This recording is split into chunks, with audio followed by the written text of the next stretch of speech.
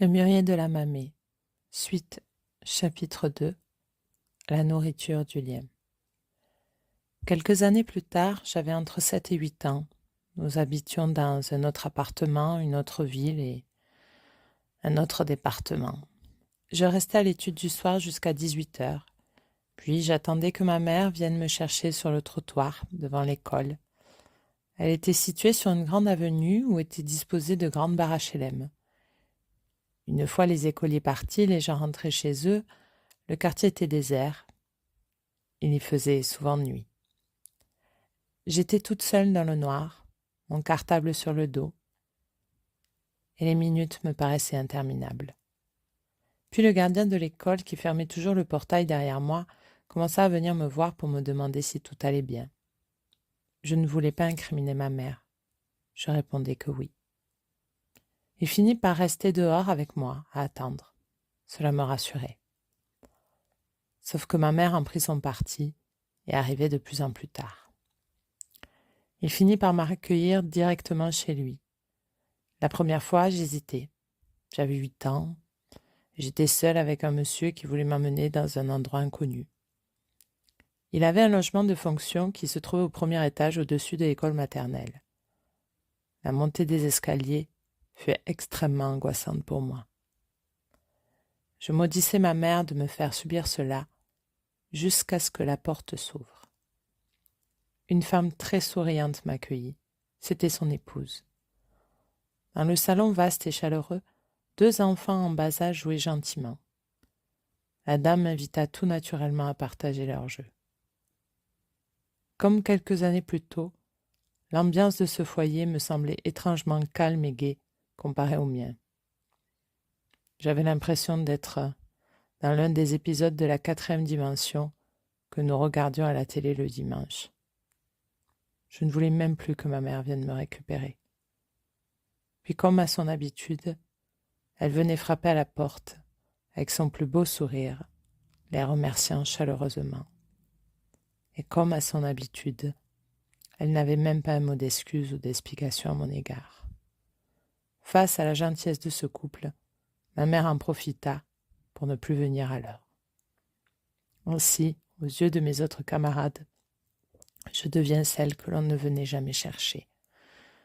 J'avais si peur sur ce trottoir la nuit que je commençais à me ronger les ongles jusqu'au sang. J'en eus même un panarie un jour. De plus, nous rentrions tard. J'avais juste le temps de manger et d'aller au lit, sans faire mes devoirs. Mes résultats baissèrent drastiquement. Mais la solitude et l'angoisse ne s'arrêtaient pas là. Pour éviter de payer quelqu'un, ma mère me laissa seule le mercredi ou pendant les vacances scolaires. Je restais donc des heures devant la télé à regarder des clips et des séries B. Parfois, pour tuer l'ennui, je parcourais l'immense couloir avec mon manche-disque orange et ses 10 mètres de fil. Je me mettais devant le grand miroir du fond pour danser, comme à la télé. Je me rêvais en chorégraphe de Madonna, Janet Jackson ou de Paula Abdul. La musique et la danse étaient devenues mes seuls exutoires. Mes rêves d'avoir une autre vie aussi. Je n'avais pas le droit d'ouvrir si l'on frappait à la porte, et j'avais appris le numéro de téléphone par cœur de la ligne directe du bureau de ma mère. Je l'appelais le premier mois pour lui dire que j'avais faim, mais elle me répondait toujours la même ritournelle. Il y a du pain, du beurre et de la confiture. Sauf que la confiture en question était le pot que personne ne touchait et qui restait au fond du frigo, l'empêchant d'être vide. C'était de la confiture de figues que ma grand-mère préparait et qu'elle faisait brûler. On ne pouvait même pas y plonger une cuillère à l'intérieur tellement elle était dure. Nous finissions toujours par la jeter d'ailleurs. Elle me disait aussi « Tu n'avais qu'à mieux manger à midi ». Je trouvais ces plats infâmes, depuis toujours, sans aucun goût, ce qui pour moi était pire que tout. Prenant cela pour de la provocation, ma mère me punissait, obligeant à rester seule devant mon assiette pendant des heures, en ayant l'interdiction de sortir de table tant que je n'avais pas fini. Sachant qu'elle ne dérogera jamais, ni à ses principes, ni à ses habitudes et que j'avais faim. Je décidai de subvenir moi-même à mes besoins, en cuisinant seule. Je savais comment allumer les plaques chauffantes et je montais sur les chaises pour attraper les ustensiles. Le réfrigérateur étant donc sempiternellement vide, je fouillais donc dans les placards pour voir ce que je pouvais y trouver pour réussir à me sustenter. Parfois, il n'y avait rien du tout et je buvais une espèce de sirop de réglisse pour avoir le goût du sucre. Et parfois, il y avait des œufs, de la farine, du lait, et je m'essayais aux crêpes, au pain perdu. Faute de pain, j'ai même fait des biscottes perdues. Et quand il n'y avait pas d'œufs, je faisais des flans sachets. Du moins, j'essayais. J'ai bien sûr fait des erreurs au début, car je faisais les recettes d'après ce que j'avais observé. Je ne connaissais pas les quantités. Mais c'est ainsi que j'appris à cuisiner. Tout simplement parce que j'avais faim. J'ai développé plus tard ma pratique afin de pouvoir partager ce que j'avais peu reçu.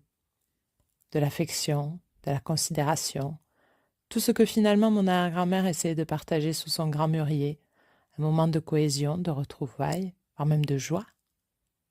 Plus tard, je fis profiter de mon expérience culinaire et de mon envie de faire plaisir à mes amis et à la famille que je me suis construite. J'ai essayé également d'organiser des repas avec ma mère, mes frères, comme une façon de réparer à travers moi ce que nous n'avions pas vécu tous ensemble, comme si je pouvais pallier moi-même à ce manque. Mais cela n'a pas du tout eu l'effet escompté. J'ai donc décidé d'arrêter de faire des efforts qui n'étaient pas reconnus comme tels. Peut-être qu'au fond, cela avait pris plus d'importance pour moi que pour eux. Je ne saurais le dire.